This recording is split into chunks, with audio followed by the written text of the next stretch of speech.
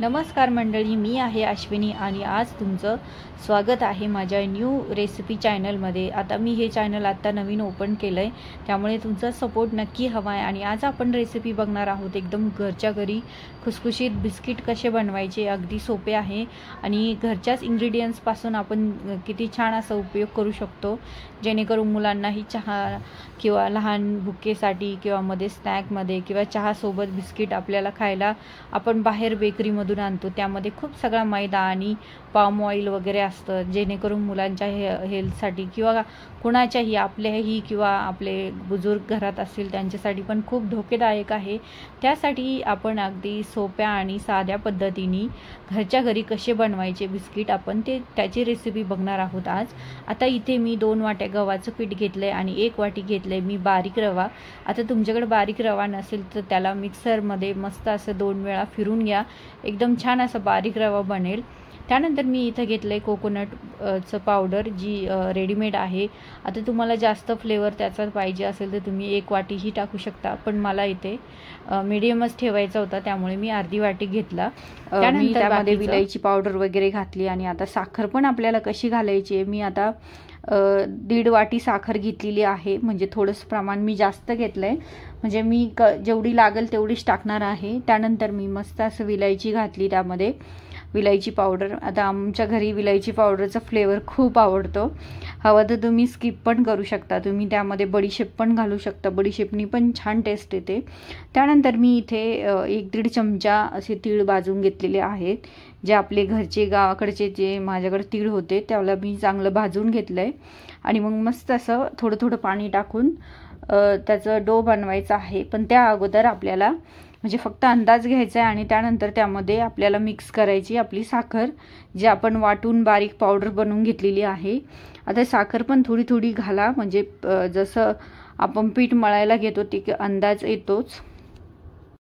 आणि मैत्रिणींनो, मी इथे एक क्लिप विसरली, त्यामध्ये मी थोडंसं 2-3 चमचे तेल आणि बारीक असं थोडंसं मीठ टाकलेलं आहे। आता तुम्ही म्हणाल मीठ का टाकले, ॲक्च्युली गोड कोणताही पदार्थ बनवताना तुम्ही थोडंसं मीठ त्यामध्ये ॲड करून बघा, इतकी छान असं टेस्ट बनते। आणि त्यानंतर मी साखरची पावडर जेवढी आपली 1 वाटी तरी मला लागली असेल तेवढं मी त्यामध्ये मिक्स करून मस्त असं पीठ आपल्याला मळून घ्यायचं आहे। आता पीठ मळताना आपल्याला खूप घट्टसर मळायचं आहे, कारण जेणेकरून साखरचं पाणी होत जातं आणि ते नंतर पीठ एकदम पातळ बनत जातं, त्यापेक्षा आपल्याला झटपट असं बनवायचं आहे रेसिपी, त्यामुळे त्या पीठ एकदम घट्ट ठेवायचं आहे। आणि मस्त असं आपल्याला जसं पाहिजे तसे ज्या प्रमाणात लहान मोठे बारीक आणि तशा आकाराचे आपल्याला बिस्किट बनवायचे। आता मी इथे एक जाड शेपमध्येच घेतले, कारण मध्ये नरम पाहिजे होते मला, कारण आमचं विहान पण खातो ना, म्हणून म्हटलं त्याच्यासाठी थोडेसे नरममध्ये बनवू। आणि नंतरचे तुम्ही जर जास्त कडक वगैरे खाणार असेल तर तुम्ही एकदम पातळ त्याची लेयर ठेवायची आणि मस्त असे क्रिस्पी ब्राऊन होईपर्यंत छान असे तळून घ्यायचे तेलामध्ये। आता आणखी एक म्हणजे ज्यावेळेस आपण तेल गरम करून घेतो बिस्किट तळण्या अगोदर, एकदम गरम तेल करायचं आणि नंतर गॅस थोडासा कमी करायचा। आधी 1 मिनिट चांगले बिस्किट त्यामध्ये तळून घ्यायचे, कारण आपले वरून पण झाले पाहिजे आणि त्याचसोबत आतमध्ये पण ते चांगले तळले गेले पाहिजे। त्यानंतर मग तो गॅस कमी करायचा आणि मस्त असं मीडियम आचेवर एकदम छान असे ब्राऊन होईपर्यंत आपल्याला बिस्किट बनवून घ्यायचे। आता त्यानंतर मी इथे एकदम मोठा टोप बनवलाय आणि त्याच्यानंतर गोल आकाराचे जसे पाहिजे तसे, जेवढे मोठे पाहिजे तेवढे मोठे छोटे असे बनवून घेतले एकसारखे। आणि त्याला तुम्ही आता मी इथे खसखस लावली आणि मस्त चमच्याने असा आकार देत बसले, पण तुम्हाला जशी डिझाईन पाहिजे तसे पण बनवू शकता, किंवा ते कटर मिळतात आजकाल, ते पण तुम्ही यूज करू शकता। मस्त स्टार वगैरे लहान मुलांना तर फार आवडतं। आणि त्यानंतर मस्त असं कधी गोल्डन ब्राऊन होईपर्यंत आपल्याला कमी गॅसवरती छान असे तळून घ्यायचे, कारण मधलाही लेअर चांगला आपला तळला गेला पाहिजे, जेणेकरून मध्ये कच्चे राहणार नाही आणि टेस्ट पण एकदम छान येईल।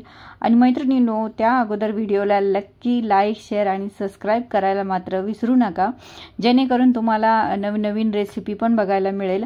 आणि त्याचसोबत मी लहान बाळासाठी पण रेसिपी टाकत असते, 1 वर्षाच्या पुढील मुलांसाठी, त्या पण तुम्ही बघायला विसरू नका। आणि आपले बिस्किट एकदम रेडी आहेत, इतके छान झाले होते आणि एकदम टेस्ट पण मस्त झाली। तुम्ही नक्की ट्राय करा आणि चॅनलला मात्र सबस्क्राइब करायला विसरू नका। बाय।